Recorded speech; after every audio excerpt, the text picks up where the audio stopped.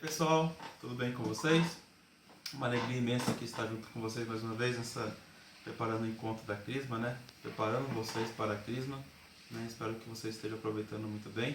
Também as pessoas que estão acompanhando a gente por fora ali, né? É uma alegria também estar junto com vocês ali, né? Se vocês tiverem alguma coisa, tiverem algum comentário, né? Estão abertos ali também para qualquer coisa. Sobre o encontro de hoje, então, a gente vai continuar sobre a explicação do creio, né? O que a igreja fala sobre o creio, como é que a gente tem que enxergar a parte do creio, né? Lembrando, o creio é o símbolo da fé.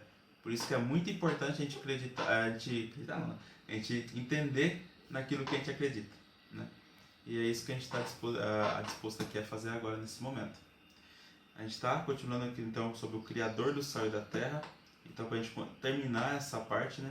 A gente vai fazer mais alguns encontros, né? Mas para terminar essa parte do Criador do céu e da terra, a gente vai se aprofundar um pouco sobre a queda do homem, né? A queda da criação. O que aconteceu, né, de errado ali que expôs a gente ao mal, né?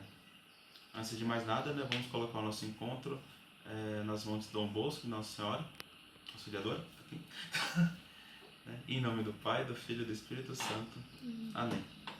Então vamos lá, né? A gente tem que entender primeiro de tudo, né? Relembrar, na verdade, primeiro de tudo, que Deus ele é infinitamente bom. E entendermos isso, né?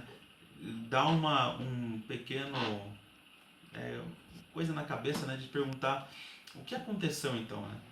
Porque nesse mundo, apesar de ter beleza, apesar de ter felicidades, a gente tem várias tristezas também, tem vários males acontecendo também. Então esse mundo pra gente parece não ser tão perfeito como foi falado que era. E é muito importante realmente a gente conseguir entender isso, né? E fazer essas perguntas e procurar o porquê dessa fonte para a gente conseguir dar passos além, né? A gente sempre tem que dar passos, né? Sempre tem que andar um pouco para frente. E entender sobre a queda, ele é muito importante também, porque vai permitir que a gente continue dando passos além. Primeiro de tudo, a gente tem que entender que para os santos também antigamente era muito difícil encontrar a resposta para essa pergunta, né? Essa origem do mal. Muitos santos tiveram que pensar muito, tiveram que refletir muito para entender isso, né? Graças a Deus, esses santos já deixaram as respostas, a gente consegue ler e entender já um pouco mais de cara, né? Os santos deixaram atalhos para a gente conseguir chegar nessa resposta mais rápida, mais forte. Então a gente consegue entender o quê? Que a extensão do mal existe, de fato é real, né? Nesse mundo a gente consegue ver várias tristezas, várias doenças, desentendimento, guerra. Então a gente entende que o mundo ele também existe o mal no mundo, né? A extensão do mal ela realmente existe e se estende para o mundo inteiro. Só que para a gente conseguir entender isso, a gente tem que olhar para um outro lugar primeiro, né? Antes da gente perguntar sobre o mal, a gente tem que entender uma coisa chamada de mistério da piedade. Claro que quando eu falo piedade, muito provavelmente a maioria de vocês vão lembrar do sacrifício da cruz, né? O próprio Jesus que veio até nós, né, se encarnou como homem, inteiramente Deus, inteiramente homem também, e se expôs a tudo que tinha no mundo, né? Ao cansaço, às dificuldades, né? Ele não quis vir numa um berço de ouro, né? Ele veio numa manjedoura, né? Ele veio na pobreza, ele veio na humildade para nos ensinar também a isso. Então, nesse mistério da piedade dele, né? De cada coisa que ele fez para nos redimir. É isso que a gente precisa entender antes de tudo, antes de começar a querer entender o mal, né? A extensão do mal, a gente tem que entender o que? A extensão da piedade. Entender como é que Cristo nos redimiu em cada passo, em cada momento, para a gente conseguir juntar essas peças e no final olharmos para o mal, entender por que o mal está ali e como a gente tem que se relacionar com esse mal que existe. Isso é muito importante, esse é o primeiro passo que a gente tem que tomar. Por quê? Porque a gente também tem que entender uma outra coisa, né? O que é o pecado? No mundo de hoje em dia, né, a gente entende, o mundo entende que o pecado, na verdade, é como se fosse somente um erro, né? Eu errei nessa parte, ou eu errei com aquela pessoa, né? Ah, a pessoa acabou roubando, né, pô? Errou, né? Ah, a pessoa acabou assassinando a outra pessoa, que erro. Ah, traiu a outra, né? Quantas vezes a gente vê famosos aí traindo uns aos outros, né? Teve casos aí, sei lá, 2 meses atrás, muito famoso, né? Coitado do Whindersson, até hoje tá sofrendo com esse, com esse negócio.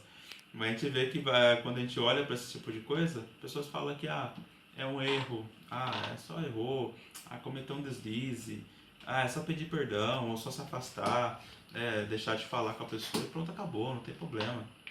Né? E o mundo, se a gente vê isso, né, falar um pecado que aconteceu, né? Então o mundo entende o pecado como se fosse somente um erro.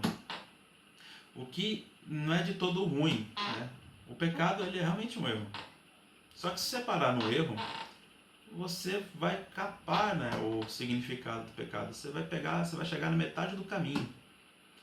Então você não vai entender o que significa o pecado e você não vai conseguir avançar adiante. Né? E na vida espiritual, na vida da igreja, a gente tem que entender o que é o pecado dando um outro passo. Né? Como é que funciona o homem? Né? O homem tem que dar 2 passos para poder andar. Se você ficar dando de um passo, você não vai sair do lugar. Então o segundo passo é entender o que é o pecado também além do erro. Né? E entender o pecado além do erro, na verdade, não é possível se a gente não ter uma revelação divina. Sem a revelação divina, a gente não iria entender o que era o pecado. Então precisou que Deus revelasse-nos a nós, né? Seja pela lei dele, nos 10 mandamentos, seja pelos profetas, seja pelo próprio Filho que ele enviou, né? O próprio Jesus Cristo que veio até nós e explicou, seja pelos santos que ele envia. Se não fosse isso, a gente não iria entender a extensão que é um pecado. E na verdade o pecado nada é também uma maneira da gente deixar de amar a Deus, de deixarmos de confiar em Deus. Então esse é o segundo passo que a gente dá. Esse passo de realmente entender que o pecado não é somente um erro. O pecado é uma falta que nos vira o olhar, né? Vira o olhar de Deus, né? A gente está convertido a Deus, de repente a gente converte para uma outra coisa, converte para um outro lugar. Então isso é muito importante. Né? O pecado também é uma coisa que nos afasta do próximo, que nos afasta da outra pessoa que está perto da gente. E isso também é uma outra coisa que acontece também com relação ao pecado. Então tudo isso nos ajuda a realmente entender, procurar entender o que significa, o que funciona, como é que essa relação do pecado nos afeta nessa nossa relação com Deus. E para entender o que é o pecado também, de novo, né, o significado da cruz. Sem entender a cruz, sem entender o olhar de Cristo, a gente nunca vai entender o que é o pecado. Então, para a gente conseguir entender o que é o pecado, a gente tem que começar o quê? A conhecer a Deus. A conhecer principalmente a Jesus Cristo. Né? Conhecendo a Jesus Cristo, toda a sua dimensão, principalmente na cruz. Né? Conhecer como é que ele se relacionou com as pessoas naquela época, como é que ele falou, né? Como é que ele falou com sua mãe, como é que ele relacionava com o seu pai, como é que ele relacionava com as outras pessoas, com os apóstolos, né? Com os pagadores de impostos, né? Como é que funcionava lá esqueci agora o nome, fugiu da cabeça, né? Os fariseus, né? Cada pessoa ali, como é que ele se relacionava, né? Isso é um primeiro passo a gente entender para conhecer a Deus, para conhecer a Jesus, né? E o segundo passo, a dimensão da cruz, né? Entender o que aconteceu naquele momento, né, maior ali da redenção por nós. Então, para a gente conseguir entender o que é pecado original, devemos olhar para a cruz de Cristo. Se a gente quer conseguir entender o que aconteceu com Adão, né, se a gente quer entender o que aconteceu ali naquele momento do Adão, aí a gente tem que também conhecer a Cristo. Então tudo isso, antes de conhecermos o pecado, antes da gente conhecer o mal, vamos olhar primeiro para a luz. Se a gente olhar para a escuridão sem uma lâmpada, pelo menos, para poder nos ajudar a gente vai ficar o quê? Na escuridão, a gente não vai conseguir enxergar nada. Não vai ter nada para a gente enxergar. Mas se a gente conseguir ter o olhar na luz de Cristo e deixar que essa luz ilumine esse pecado, ilumine esse mal, aí sim a gente vai conseguir entender se aquilo é errado, se aquilo que eu estou fazendo é errado, se aquilo que eu estou pensando é errado, se é um pecado, se está me afastando de Deus, se está me afastando do próximo. Tudo isso está interligado. Então, antes de tudo, antes de a gente conseguir começar a conhecer o que é o pecado, temos que começar a entender o que é Cristo. Quem é Cristo? Isso é muito importante porque vai nos dar a luz necessária.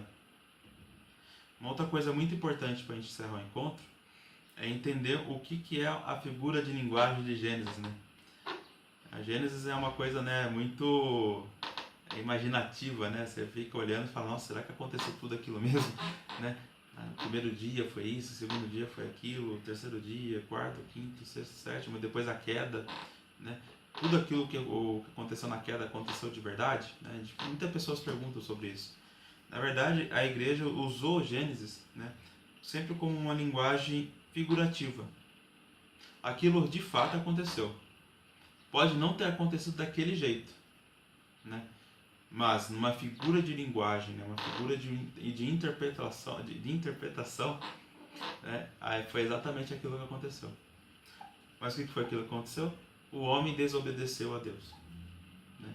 Em algum momento, o homem, mesmo conhecendo a Deus, sabendo o que Deus era, né, ele teve uma oportunidade de cair em pecado, teve uma tentação, ele cedeu a essa tentação e livremente, tá, pessoal?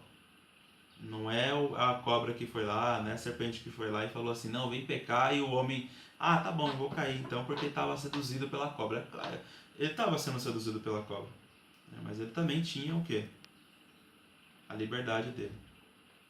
Então, o homem, por livre e espontânea vontade, com um desejo no seu coração, ele fez aquele ato, sabendo que aquele ato era pecado. Então ele tinha o quê? Tinha consciência, tinha liberdade e quis fazer mesmo. Ele sabia de tudo. É aquilo que configurou o pecado. Então a gente tem que entender essa outra parte também, essa outra verdade também que nos foi revelada. Né? O homem quis cair no pecado, né? Livremente. Não foi forçado. Não foi sem saber. Não é que ele não sabia. Não é que ele foi forçado pela serpente. Não, e não é que ele não tinha liberdade para aquilo. Ele foi lá com a liberdade, sabendo. Ele foi lá e cometeu o pecado. Então isso é muito importante da gente entender, pessoal. Eu acho que é isso então. Essa é a primeira parte do encontro com relação às quedas. Provavelmente vai ter mais 2. Então, peço que vocês aí reflitam sobre isso. Se quiser comentar, comentem. Eu fico aí aguardando aí as visitações de vocês ali. Que Deus abençoe cada um de vocês que estão compartilhando, que estão comentando, que estão mostrando para essas outras pessoas, né? Vamos mostrar que a nossa fé não é uma fé rasa, né? Não é uma... A igreja não tem só essa não, é só vir e sentar e vamos ver só e depois a gente vai embora. Não, a igreja tem uma profundidade muito grande e é muito bonito a gente conhecer tudo que a Igreja Católica nos fala, porque nos aproxima cada vez mais de Deus. Cada vez que nos aproximamos desses conhecimentos, que de vez em quando é uns conhecimentos que a gente julga, né, ser pouco, mas na verdade são conhecimentos que nos aproximam cada vez mais de Deus. Isso é muito importante mesmo. Certo, pessoal? Então que Deus abençoe cada um de vocês. Nossa Senhora sempre guarde vocês. Em nome do Pai, do Filho e do Espírito Santo. Amém. Até mais, pessoal. Até a próxima semana.